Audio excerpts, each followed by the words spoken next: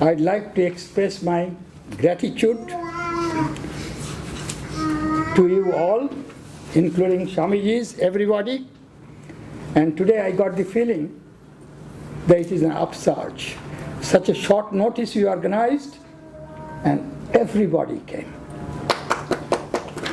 It is something unique. So you have made it. I never realized what is upsurge, and it is upsurge. So I am just mentioning, Honorable our Chairperson, ladies, gentlemen, following Swami Vivekananda, brothers and sisters, distinguished guests, Swamijis from 4 continents. It is something unique itself. And our committee members, it is our 10th year. We are celebrating 10th year. Society for Philosophy and Culture. It is a global organization. We got branches in different countries also, in Australia, in India, in Canada, and different places. So, and I would like to mention some of their names. Matt, who is president, not here. He is not well. Roy, Piri, Reese. Reese is here. On the camera. Oh, camera, that's great. He is doing a great job, silent worker. He is our vice president and always eager to do. Lot more than we expect. Then, Vedanta Society of Wellington, and we got galaxy of distinguished members here, such as our Tarabhabi, Pritilal, Kamil, Karun Lakshman. They have done a great job. All of you, Biroj and her husband, Sushama, Sadhana. Sometimes I do not know all the names, so forgive me. Prabir and his wife, Madhumita, Tapesh, Mr. and Mrs. Mathur, Jean Watson, they are all members of our society.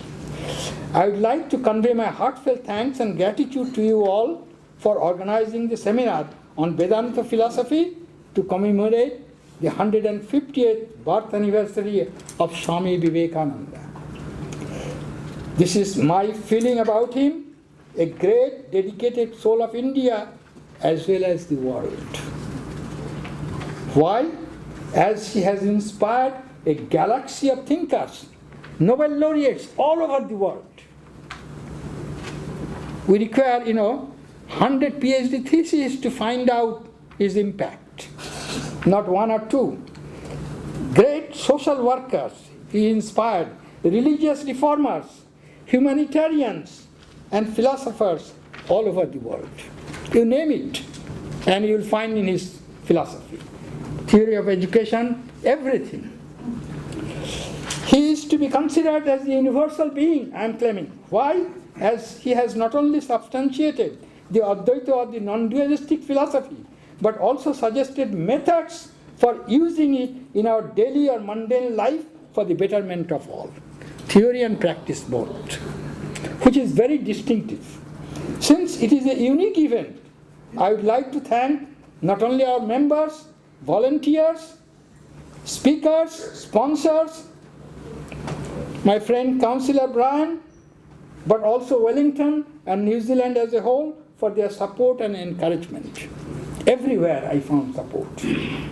I would like to welcome from the very core of my heart our 4 visiting scholars and Swamijis of the Ramakrishna order set up by Swami Vivekananda.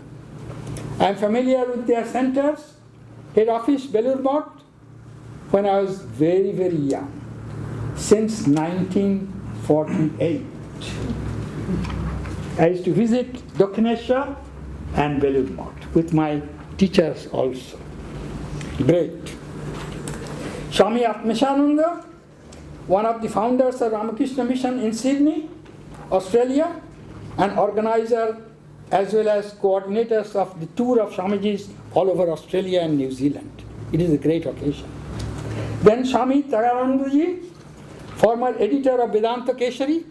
These are very great, famous journals. And head of the Ramakrishna Vedanta Society in Boston. Virtually 3-4 months ago, I was in New York when there was a bombing in Boston. So I got all the information there. And he worked there, Boston and Harvard, MIT. Great. We are very proud of you, all of you. He is also a member of the American Academy of Religion and Society for Hindu-Christian Studies. Then Swami Vivekananda, head of the Vedanta, Gesellschaft, Germany, former editor of Vedanta Keshari.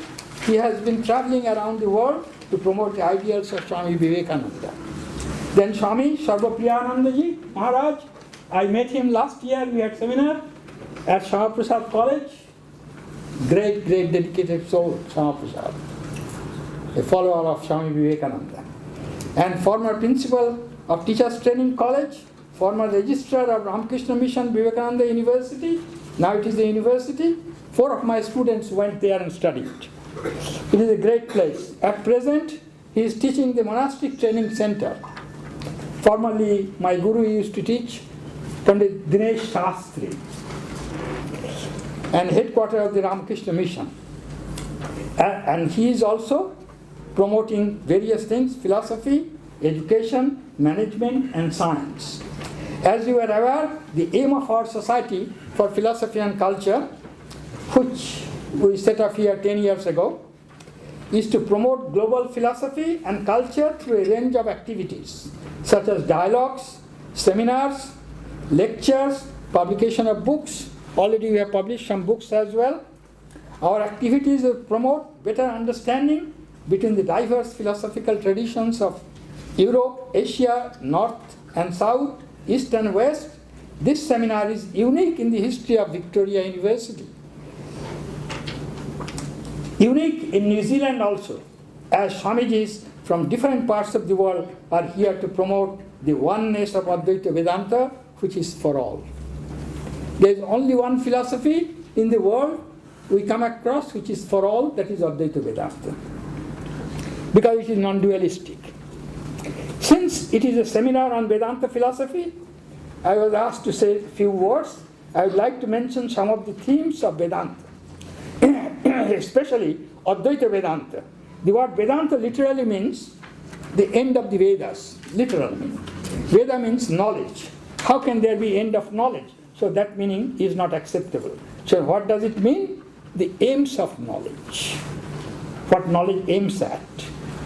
Indian philosophers from the very dawn of philosophy are concerned with knowledge as it will lead to the alleviation of all the following 3 types of suffering. Sufferings due to bodily harm, sufferings due to natural disasters, or Piri mentioned about the earthquake, sufferings due to mental conditions such as anxiety, loneliness, forlorn, abandonment. Entire existentialism is concerned with this. Philosophy is also called, in Indian language, Moksha Shastra, means science of liberation. No discrimination. Freedom from all types of suffering. That is the very meaning of philosophy. Different schools of Vedanta, there are 6 major schools. One is Advaita, another is qualified non-dualism, another dualism, then dualistic non-dualism, then pure non-dualism, then incomprehensible difference in non-difference. Differ with respect to the ultimate elements or categories, but there is unity with respect to moral and spiritual outlook. This is a very distinctive feature of Indian philosophy. They differ, but when it comes to morality, spirituality, they agree. As all of them are concerned with the alleviation of our suffering and the cultivation of certain values, which will lead to a better life or harmony, peace and bliss. So, identity in diversity. Regarding Advaita philosophy, which has been repeatedly emphasized by Swami Vivekananda, I would like to mention the following distinctive features. One, Swamiji has quoted many places, that which exists is one, but sages call it by different or various names. The one introduced in the context of religions of the world is the goal of all religions. The goal is how to alleviate suffering. Since there is the same goal to be realized, the difference between religions will be names only. The goal is freedom from suffering and the realization of certain values, both moral and spiritual. Swamiji used to say, you are as much Hindu as I am. It is not the property of, Hindus. It is the property of everybody. So all the religions or the streams or sects of the same religion are like pearls, unified by a common thread.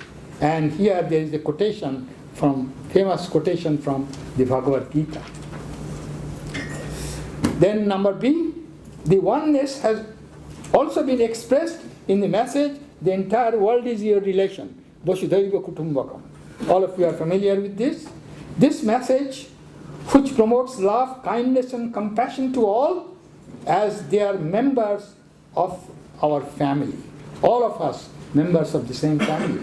So the ethics of the Advaita includes our duties not only towards other human beings, but also towards all living beings, including animals and plants. As there is a provision for expiation for injuries to trees with fruits and flowers. They respect trees as well. Everything in nature.